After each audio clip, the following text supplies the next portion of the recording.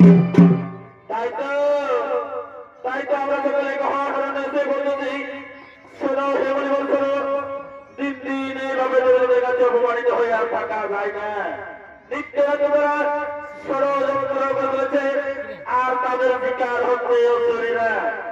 না না না বলবো আর আমি সত্যি বলতে পারছি না। আমি এক্ষুনি মনে কথা সত্যি করবো যে সমস্ত মানবের মধ্যে আছে ত্রিভুবন তৈরি করতে পারবে। অভিরুচি মনিগণ তোমরা আমার সহযোগিতা করো আর আমি যদি করবো না। এক্ষুনি আমি বলছিলাম সেই যজ্ঞ করতে।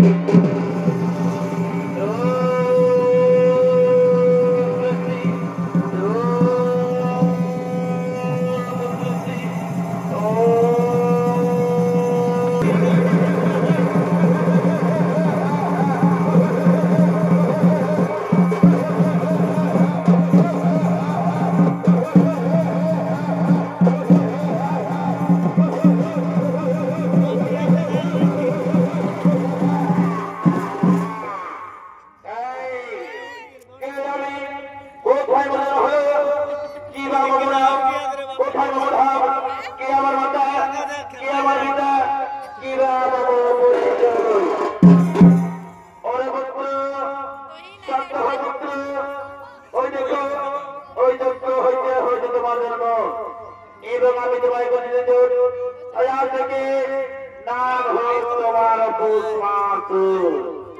বলুন বলুন কি হতে করলে কি রাজা করবে বলুন। তব ধরনের শত কোটি নাম গ্রহণ করুন। ওরে বন্ধু যাও, আমি তোমার আশীর্বাদ করলাম। তুমি তোমার সঙ্গে রক্ষা করো।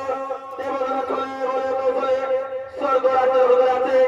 এই নাও আমি তোমাকে বুদ্ধিরাজের মহামন্ত্র বললাম। এই মহামন্ত্র নিয়ে যে কোনো প্রাণীর বুদ্ধি নাশ করতে পারবে।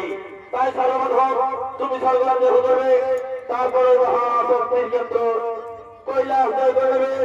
তবেই তুমি সর্বশক্তিমান হয়ে উঠবে, তবে তুমি সর্বশক্তিমান হয়ে উঠবে। এবার আমি আসি পুত্র, এবার আমি আসি, এবার আমি আসি।